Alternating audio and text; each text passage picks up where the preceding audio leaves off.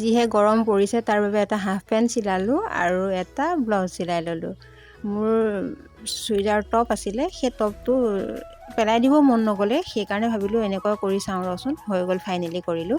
একেবাৰে সহজে, যিহেতু কিছুমান কাম নিজে কৰোঁ, চিলাই লগত জড়িত, সেইকাৰণে আহকচোন। স্বাগতম জনাইছোঁ সকলোকে। মই মীনাক্ষী, মোৰ অন্য এটা ভিডিঅ'লৈ। দেখিছেনে, এইটো চুইজাৰ টপ হয়, মানে পিন্ধিছিলোঁ। এতিয়া যিটো বস্তু নেকি পেলাই দিবও মন নাযায়, বেলেগক দিবলৈও বেয়া লাগে হয়, তাকে ভাবিলোঁ যিহেতু কাটিঙৰ কাম কৰি থাকোঁ, সেয়ে কি মনলৈ গ'ল, তাকে বোলো নাই এটা টপ এটা চিলাই চাওঁ ব্লাউজ এটা চিলাই চাওঁ। ওপৰৰখিনি লৈ ল'লোঁ, মানে একে সহজে চিলাম। 16 লৈছোঁ, লৈ সেইটো জোখ মাখ কৰি আপোনালোকে ল'ব পাৰে, মানে একে সহজ হয়। চুইজাৰ টপবোৰ এনেই ৰৈ যায়, পিন্ধিব নহয়, সেইকাৰণে ভাবিলোঁ এনেকুৱা কৰি চাওঁ। ওপৰৰ সন্ধিয়া ব্লাউজ একে চিম্পুল, আৰু তাৰপৰা এইটো শ্বেপ এটা কাটি ল'লোঁ, লৈ এনেকৈ মানে ব্ৰা কাটিং চিলাইছোঁ।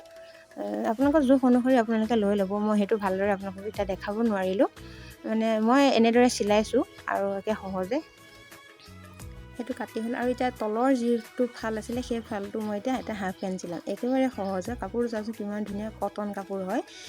তাকে ভাবিলোঁ এনেকৈ চিলাই লওঁ। এতিয়া তলৰ সেইখিনি ওপৰত মানে যেতিয়া ৰবাৰ সোমোৱাম, আপোনালোকে লেছ দিব পাৰে, তাতে সেই 3 ইঞ্চি ৰাখি থৈছোঁ, আৰু তলৰ লেংটো দিছোঁ 7, মানে 10 হয়, টোটেল 10 হয়।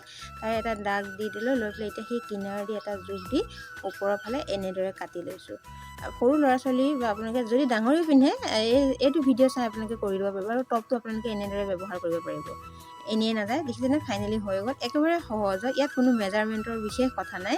খালি এই মানে তলৰ লেংটো কাটিছোঁ আৰু চিম্পুল সেই চিলাই দুটা মাৰিছোঁ। তলৰ পাতলি মাৰাই আছে চুইজাৰ টপটো, সেইকাৰণে একে সহজ হয়। আপোনালোকৰ যদি বেবী আছে বা আপোনালোকে যদি হাফ পেণ্ট পিন্ধে, তেনেহ'লে আপোনালোকৰ সেই মানে ইউজ নকৰা কুৰ্তিটোৰ দ্বাৰাই আপোনালোকে ব্লাউজ চিলাব পাৰিব আৰু পেণ্ট চিলাব পাৰিব। ফাইনেলি মই সেইটো কৰি ল'লোঁ, আৰু লেংটো এতিয়া মই চিলাই মাৰি আছোঁ।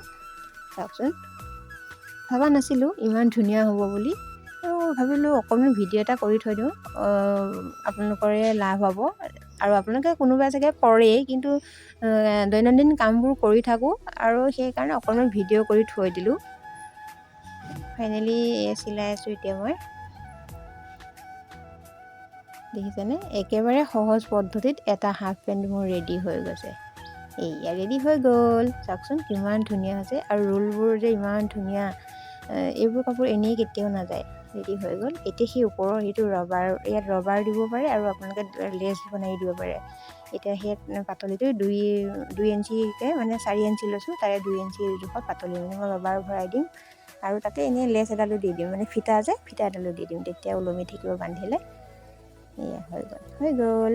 চাওকচোন কিমান ধুনীয়া হৈছে পেণ্টটো। চাওকচোন, ফাইনেলি মোৰ ৰেডি হৈ গ'ল। ব্লাউজো হৈ গ'ল আৰু পেণ্টটোও হৈ গ'ল। আশা কৰোঁ ভিডিঅ'টো চাই ভাল পালে।